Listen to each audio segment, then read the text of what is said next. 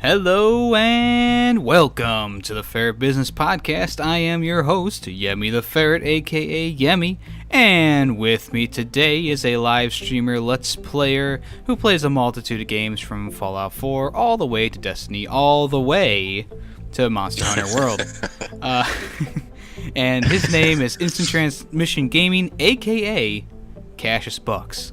How are you today, bud? Not too bad, Yemmy. How's it going, folks? I'm pretty good over here. I was just eating pizza, and I thought, Cashus, what do you want me to call you? Want me to call you Cashus, or do you want me to call you Instant? Cashus is, that'll work. Cashus, whichever one of those works for you. It's funny that everyone calls me Instant, like when I go on the streams, I just laugh and just go with it. It's like, hey, Instant. It's like, yeah. Yep, and they'll ask me, they'll be like, oh, what's your name? And I'll say Cash, and they forget every time. Well, I will remember. It's all good. I'll remember for you. All good. Perfect. So, I was eating pizza, and I was like, I wonder what Cashus's favorite junk food is. Oh, sour candy. Pretty much anything sour. Sour candy, like Sour Patch Kids, or... Yeah, it could be Sour Patch Kids. It could be like the sour straws. I don't know if you've seen them. I was just about to ask you. I was like, those straws you just rip sour open the punch end straws. Yeah. Yep. Yeah, and anything sour. Like, I don't know what my deal is, but I love sour candy like no other. Yeah, I like caramel and my favorite combination is like the salted caramel. So like I'll get like a chocolate sea salt caramel from Amish country, and I'll just be like, all right. Oh, right. I've had some. You fill up the bag. Not that specifically, but yeah, nice. Yeah, at the place I go to, there's just a bag, and you fill it up, and it's like, how many pounds do you have? And that's how much you pay, and it's always like, it's like, $8 worth of sea salt caramel. See, I can't do that. I think there was a place like that in the mall we had here once, and I swear it was either my buddy or his girlfriend, but we were hanging out at his house, and one of them showed up with a pound of sour candy, and I'm like, we ate the whole thing, me and her, because she likes it too, and I'm just like, are you kidding me? I was like, I can't. I was like, don't even tell me where you got this from, because I cannot know the location of a place where I can buy a pound of sour candy. I'll be massive. Do you have a limit on how much sour you can take, or are you just like, I'm good? You can just keep downing those straws? I keep going. The most sour thing that I think I do have to kind of mildly take a break is the sour, dust off of the sour Skittles. That stuff that gets at the bottom of the bag, yeah, that's rough. Oh. That takes a minute. You gotta drink some soda or something to go with that, or actually probably not soda. Yeah, maybe some punch or something. Yeah. Do you like those? That can get brutal. Do you like Pop Rocks? I don't know if those are sour. I just think they kind of just. Right. I definitely liked them. Ate a bunch of them, growing up, but not as much anymore after I realized that they weren't sour. As soon as I realize something's too sweet, I'm just like, I'm out. Yep. Like, I'm lost interest. Have you seen the new Oreo flavors that are Pop Rock flavor? They have Pop Rocks actually in the cream. Good Lord. I think I did see a commercial about that, and I thought that was a mild insomnia fit that I created. But that's actually a thing, huh? Yeah, every time I go to the store, it's always a different Oreo flavor. That's just really, really bizarre. And it was Pop Rocks last time I was around, and I was like, I don't know about that. I'm sure that there's a lot of people who would enjoy that, but I mean, right? I don't know about that.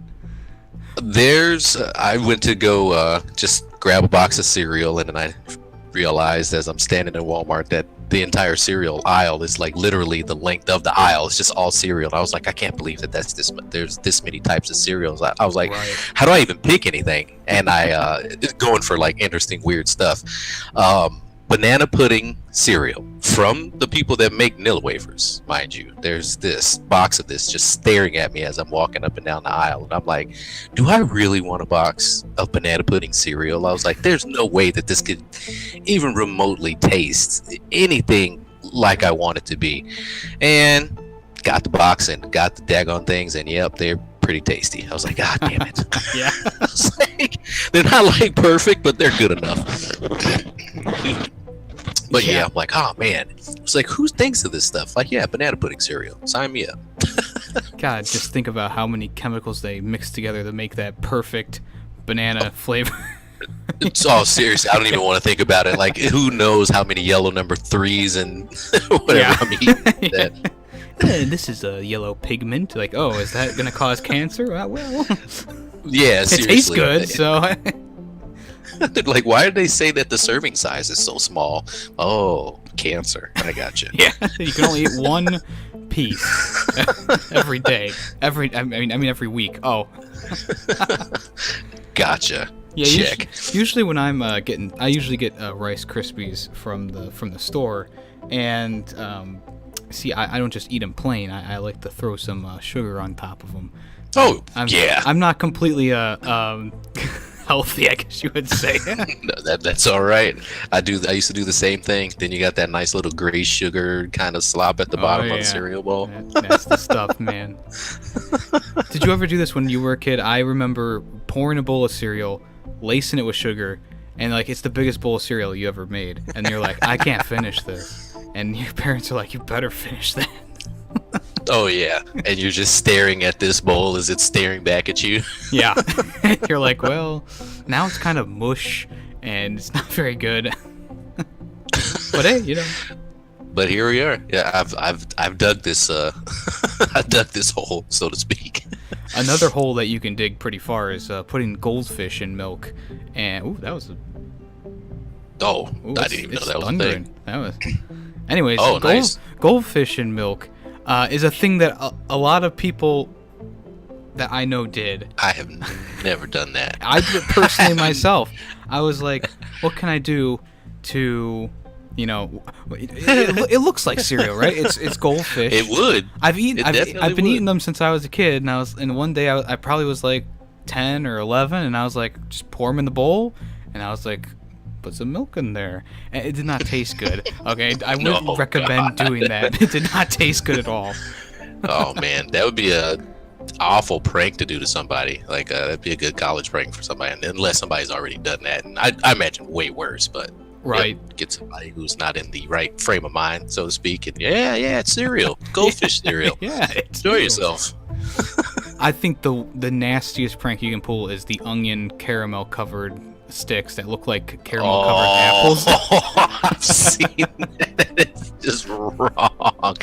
I hate onions. Like lately, I want to say over the last 5 years, like onion rings have, basically at least made it onto the edible list. But onions themselves, like, I can't even have them in like small bits in my burger or anything like that. I would kill over and possibly chase somebody down if they did that to me. I would be so angry. You would keel over, you die, and come back as a ghost, and you would get them and haunt them as a terrified ghost with tears streaming down my face, possibly like the from FNAF, like the sock boy thing, the sock puppet thing. Speaking of ghosts, man, this is a great transition. I was gonna ask you if you had any ghost stories that you would like to, like any actual ghost stories that you've had while growing up, or actually recently. Anything happened to you? I mean, the weirdest thing that ever happened to me that like really kind of freaked me out, like as a kid, and I mean, I don't know, still maybe the guy just happened to be just like leaning over and grabbing something. But I remember riding around with my grandfather out, and I live in Arizona, and there's this spot in northern Arizona called Winslow. Probably heard of it from that old Eagle song. Yeah, that's standing on the corner. That place. Yeah. So he and I are, just riding uptown. Keep in mind, small town. It has two main streets. One goes west, and the other one goes east. And everything basically is just in between that. And 2 lanes were just riding uptown, and I still to this day swore that this truck was driving itself. Like there was nobody in it. It wasn't like too late or too early or anything like that. I just remember looking over, and there was just nobody in it, and it was just driving straight as the daggone road was. And I'm like, what in the hell is going on here? And I like kind of point at it as my grandfather goes to turn, and I was just like, there's nobody driving. Quiet down, boy. Basically like Kratos for the most part. Interrupting his quiet time. He's deep in thought and I'm ruining it. Quiet down. And it's like, oh damn it. But yeah, no, that, and there's this weird, I don't know if it's like a universal kind of thing, just that you get from small towns. But a story of this like woman who lost like her kid in the lake, and she kind of haunts people. Sorry, as I have a stroke. Specifically, women that have babies and stuff, and kind of did one of those like kind of Hail Mary in the bathroom things where you kind of try to say their name a couple times. Yeah. Did one of those things, and there's just a couple of my cousins there, and none of them still to this day won't own up to it, but got myself locked in the bathroom, and they swear that they weren't the ones holding the door, like trying to keep me locked out. So that was kind of creepy, but I'm still putting that up on jackassery. Yeah. I would say so too. Yeah, I'm just like, come on. I'm just like, seriously, we're all like, we're 30 now. Come on, you can just tell me, just so I could get a bit better sleep at night. Right. Swear, like that was just you in there. We couldn't get you out. I'm like, liars. So let's talk about the name Instant Transmission Gaming and Cashus Bucks. So where did both of these names kind of originate from? The channel name comes from, because it's definitely inspired by Dragon Ball. Long time Dragon Ball fan for years. It's not the special move for Goku, but one of his signature moves for basically instantaneous movement. Just move from one point in the universe because he's such a badass to another with just by feeling somebody's presence. But the name in itself just kind of sounded really cool to me. It just always did, and I'm just like, man, instant transmission, that just sounds cool. I was like, man, I think that might be a cool channel name, and just kind of went with it. I'm like, at first it was what did I have at first? I think it was something else close to this, but then it ended, I think it was just instant transmission. I think I just called it that, and then I was just like, you know what? People are probably going to find him before they find me, so I should probably try to make it my own. And then added the game to it, and it kind of worked out. But I'd like to try to do clever things, so I figured it, transmissions, making videos, transmitting them to people in a sense. So I was like, I'll take it. Yeah. It has a nice flow to it, Instant Transmission Gaming. I also love the font that you made for the Instant Transmission Gaming banner you have. It's freaking sweet. I love it. Nice. I get a lot of compliments on that thing too, and I did that myself. Damn, it's good though. Like the satellite in the background with the streams around it. I mean, it's bellissimo, as I would say. Appreciate it. No, I go to streams, and it seems like people like saying it too. So it's an easy, like memorable channel too. So right. Definitely feel like it's a good choice. So where does Cashus Bucks come from? That has been my gamer tag for like years. Again, just like naming things clever. And I can't remember specifically where it came from, but me and a couple of my friends were just thinking of names that we would change our names to if we ever like got rich, like got lotto money rich. Oh, okay. And that was one of the top two. Actually, that's the second name that I chose was Cashus Bucks. The first one was Montague Greenleaf. Fun fact. So if I ever strike it rich, you will no longer know me as Cashus Bucks. I will be Montague Greenleaf, possibly having a monocle of some sort. I can see that. Yeah, I remember, I didn't know this until a talent show at my high school. The last year of the talent show, there's a guy who was a rapper, and he was like, this is my money name, and he was like, it's Cash Money K, and I was like, what? I was like, Cash Money K?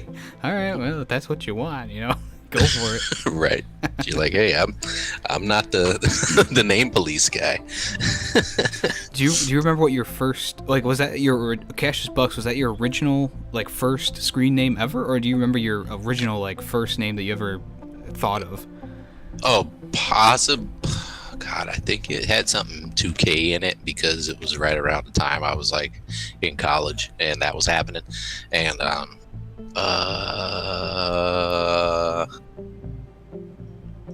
I want to say it was just like Absolute 2K or something like that. Something something weird, and then I got my Xbox like somewhere around, because I don't think I had one on PlayStation. I don't think we had profiles or anything like that. It was probably just my name or whatever I came up with.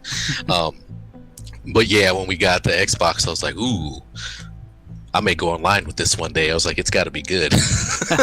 Yeah. Yeah, and then I was just like, oh, you know what? One of those will work. And Cashus Bucks ended up being the first one I tried. Luckily, that was the first one I tried, not Montague Greenleaf, believe it or not, which is weird. Yeah, that would. I think I wanted to hold on to that one for safekeeping. Yeah. Yeah, I think I wanted to keep that one in my back pocket. I was like, oh no, that's a good one. We'll keep that one under wraps. So, what inspired you to start a YouTube channel? Was it just your love for gaming, or was it something else? Definitely the love for gaming, but also a buddy of mine. His name is J2 Live. He's hasn't been around as of late because he's been working quite a bit, but he normally games with me in a lot of my Destiny stuff, like Division, actually quite a bit. If you see me playing Division, chances are he'll be there too. But known this guy for like years. Jesus, I think maybe like 15 years or so by now. Like, wow. Been gaming with him and a couple of guys that we all live all over like the states, and like I've only met I think maybe just over half of them. I think he's in New York, so he's the farthest one I haven't met yet, but wow. We've all slowly been meeting each other. And I woke up one day last summer, I think it was around maybe August, actually almost about a year ago, and he had just put together a video, just did a YouTube channel, put together a video, and it was just him with face cam talking, just basically being himself. And I was just like, look how comfortable this man looks just talking in front of the screen like that. I was like, I bet you I could do that, you know, just kind of hang out, play video games with people, and, you know, still feel as comfortable and be interested, because, you know, just it's not like I just, you know, kind of zoned out just from him just watching. Like, I actually watched what he was talking about and stuff. Right. And I was just like, I bet you, you know, if I kind of tried this out, you know, maybe I will. And, you know, my friends have told me a couple of times that, you know, they think I have some decent, you know, ideas on, not ideas, but like input on games, and just pretty sociable, so it could work out. So I'm like, you know what, let's try it. And I did it was a Titanfall 2 video, tips video. I think it was my first video for the Frontier Defense that came out. Did the loadout video. Yeah. And got like, it was like the first thing that I did, and it was like got like 25 views or something. I was like, that is crazy. I was like, who would pay attention to anything that I would say? It's like, this is madness. And then slowly streamed, recorded some things, and before long, I think this year, after, you know, things kind of seemed that people were actually kind of following me, I was like, man, maybe I should be a little bit more serious. Created the Discord, the Twitter, and, you know, things seem to be working out pretty good. It's all history after that, right? So to speak, yeah. Yes. So, but hopefully more to come. So, what is your favorite game to stream, and then what series do you think gives you the most views right now? My favorite game to stream, I think probably Persona, just because there's a very specific community that loves that game like no other, and often they'll pop into my streams as people from the game series, and I never, like, you know, ask anybody what their actual name is or anything like that. Right. Like, hey, you're coming in, you're cosplaying for, you know, for it's kind of what I take it as. So if this person comes in and they're one of the people that's generally like in my party and stuff, I'll literally talk to them like they're, you know, actually playing in the game with me and stuff. And that happens more often, I think, with any other game. So that one would have to be it. They just, you know, people just pop in and just make it just crazy fun just because of stuff like that. That's cool. That's awesome. Yeah. Cracks me up. So you said, well, I think we all know this, but you are a huge fan of Dragon Ball Z. What'd you think of Dragon Ball FighterZ? Did you like that take on the series? Yeah, I think that's a beautiful game. I have it. Not the best at it because it came out the same day as Monster Hunter, and Monster Hunter just clicked with me really, really, really good. I even built a joystick to play Dragon Ball. Like modded, like bought a super cheap one and bought some nice parts for it, you know, to try to build one that was nice, but like, you know, affordable. And I'm like, yeah, Dragon Ball. Damn you, Monster Hunter. Like, it's just consumed like just under 500 hours of my life, but I do want to play that game a bit more because it's beautiful. And I heard there's like, I haven't seen any myself, but there's, I guess, like little cutscene homages in the fights. I haven't seen many, so like I guess if you have two people fighting from like one of the episodes and they have it happen to be like the last two fighters, I think if you end in a way that's in the show, it has like a nice cinematic that plays while you're fighting other people. Yeah, I was like, that is cool as shit. So apologies, not sure if you. No, it's okay. All right, cool. I've been trying not to curse on here the whole time, but yeah, I was like, this podcast is rated M for mature. So. Good stuff.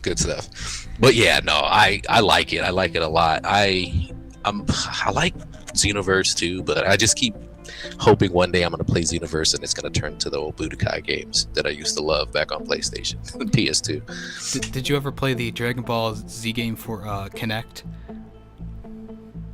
I did not. I played one on Wii to where you had to like literally like throw a Kamehameha. Jesus Christ, I've never sweat so much in my life, like actually like fighting with my arms and stuff. Oh my God. I think it was if about I had the same. kept that, oh, okay. Good Lord. I couldn't imagine doing that for hours. I think I kept that game and I was like, yeah, I think I need to trade this in. I'm going to die if I keep playing this because I really like the game.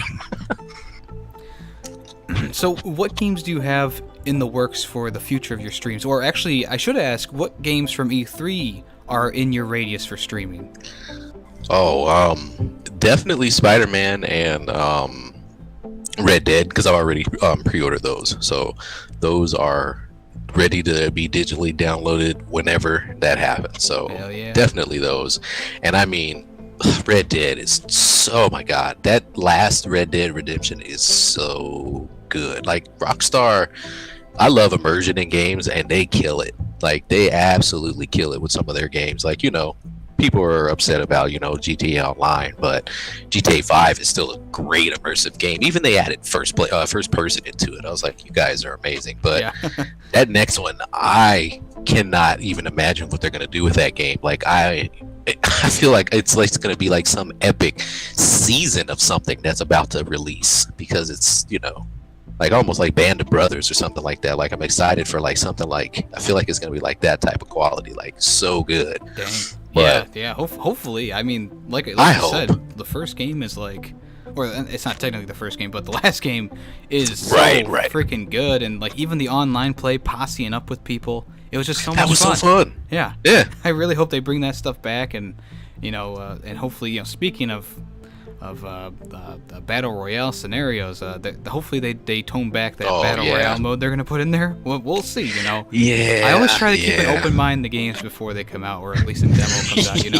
It's like I'm not huge on Fortnite, I'm not huge on H1Z1, but I have played them, and they're fine. I enjoyed, I guess, my time playing them, but they're not games that I want to regularly play or actually play a lot. Yeah, and I don't know if that I want to play a battle royale Red Dead Redemption, but maybe it comes out and I do. So right. I'm like you. I'm gonna reserve my thoughts for that. But kind of the same but thing. Hoping it's good. Same thing with like Battlefield 5. I mean, they were big on E3. They're like battle royale, and of course Black Ops 4 has been around with the battle royale mode instead of a campaign. So it's a little nerve wracking. All right, I'm not gonna say it's not, but I do have faith that at least Battlefield will do a nice spin on it. Call of Duty Black Ops, I haven't been a fan of Treyarch's Black Ops since the second game, and hopefully they go somewhere different with the battle royale mode. But I think it's just going to pretty much be you get plopped on the map like Fortnite and you just play around and do whatever. Right. I really hope they just follow it up with just one initial payment for the game. Don't go crazy with I already know they have the yearly pass or whatever, but they have to have like a steady stream of free things to go with that mode to keep people from really being pissed off about that, because I don't know, it could work really good. I have some ideas how they could do it, but I don't know. It's Activision, who knows what their ultimate plan is with that with that mode. And then why do you think they called it Black Ops 4? Was it just for the name? Because obviously the campaign was the big part of the Black Ops thing, and now it's gone. Why do you think they kept it as Black Ops? Was it just like brand recognition, or do you think they were just like, oh, you know, we have 3, might as well do 4?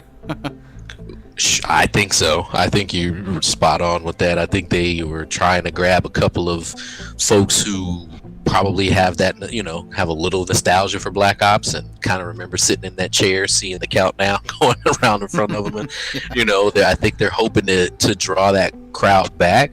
But I'm even interested to see what they're going to do, because aren't they supposed to make like, it sounds like it's going to be like a battle world type of map where it's just going to be a bunch of Call of Duty levels, like, or map, like from the campaign. That's kind of what I'm getting from it. Maybe I'm misunderstanding what they're saying, but yeah, it would have been easier to understand what's going to be in the game if they freaking did anything at E3 God, with if the they shit. showed it.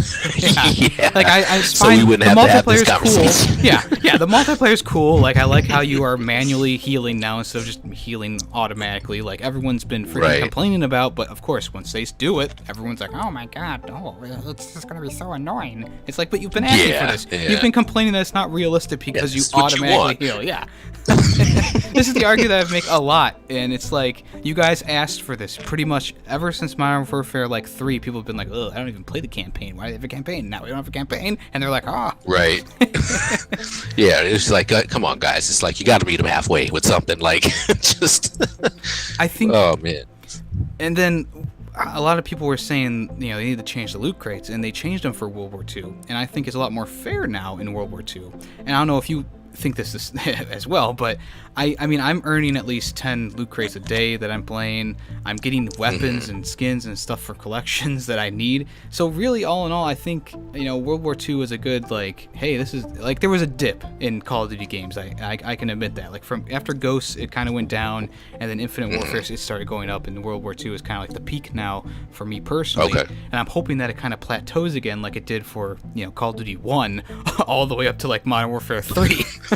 Right. One can definitely hope, but since they're focusing only on the multiplayer, I mean, you gotta hope that since all of those resources are going there, it's gotta be like a great experience. Like I'm hoping that they just, like you said, they plateau, they just knock off every box that needs to be checked off, that everybody wants, you know, in a sense, because somebody's going to be pissed off about something. But I'm just hoping that the extra resources, you know, just make for a better game, better experience. Yeah. As long as I don't have to, you know, like you said, as long as there's no like you have to pay something, you know, they need more free stuff in it. Like Battlefield 5 is doing the free everything this year, I believe. Yeah. Just like Battlefront 2 did, even though Battlefront 2 fell flat on its face from the get-go, it was still a nice idea that everything is free with the game. Yeah. That game, EA, man, they just really wanted just your nostalgia money. That's it. They didn't want to make a real good game. They just wanted your nostalgia money. That's it. That is so sad. That hits the nail on the head, I'd say. Yep. So awful. So last question for today for Instant Transmission Gaming, aka Cashus Bucks. And the last thing for today is, are you planning on ever adding in a face cam for your live streams? I've actually done it a couple times. I don't do it too often, but I need to get a better one for when I stream outside of the PlayStation, because right now I can only do it with my PlayStation iCam, and I have the old square one. Yeah, I have the old school one. What was the last stream that I had my face on? I'll have to look on there and see, but it was, I think, maybe one of the Monster Hunter ones, because my face is the map. Yeah, so that might be. You may have even popped in and even said hello and didn't realize it, because like normally where the map is, that's where my face is. So it's kind of almost hard to see it. But I want to do it more often. I'm currently I get them here and there, but there are just wonderful folks like Vex, of course, someone who you've already had a podcast with. She's actually donated to the channel before, and recent donations actually helped get a new microphone for my channel, and I'm actually using that to get hopefully a webcam. So hopefully more of that will happen soon. So that's the goal. Awesome. Yeah, hopefully, man. I think your channel's growing strong, growing fast, and I think you got great potential, and I'm not just saying that to blow smoke up your ass. Right on, man. I appreciate it, man. Thanks for having me on, too. Hey, not a problem, man. Is there anything else you want to say before we end the episode? No. What are you looking forward to out of E3? I was actually curious about that before we get out of here. Well, why, sure. Of course, I am interested in Spider-Man, like you said, and Yes. Red Dead Redemption 2, which I don't think was even at E3, to be honest. I think they skipped over that. They never go to E3. But the one game know that what I their am deal the is. most excited about is right now is Rage 2. And I know that the original Rage is an underrated classic, and I've been playing that live stream myself. But Rage 2 just Right. looks like a step up from Rage 1, and I'm really excited about that. And then also, Nice. Pretty much everything from Bethesda has been eye-catching, and I think the last one I like to mention to people is Dying Light 2. It's one of those ones that, yeah. a lot of people played the first game, maybe they didn't finish it, but it's like, hell, the first game is freaking sweet with the parkour, and as long as they keep up with that parkour, now they're going to be adding in things that actually change the way the Like map looks and stuff politics like or that. something. Yeah, yeah. Like, oh yeah, that's gonna be a great game. I got my love that fingers they have the crossed. best zombie game going. Yeah, it's one of my favorite zombie franchises right now. It's a pity that Walking Dead can't work with those guys because they would make a fantastic franchise Right. out of that. Oh my god, it'd be so good. You know what zombie game we haven't heard from in a while, which is Dead Island 3. And I think Are they still doing that? last time I was at GameStop, it was still on the list slated for 2019, and I was like, I don't think that's right. And they're Is like, that still Techland or is that I think it is. somebody else picked that up? But Wow. I think they since Dying Light was kind of co-created So with them. good. I think they Right. kind of put it on the back burner, and they're like, well, people really like this, and they didn't really like the Dead Island series. So here we go on to. Right.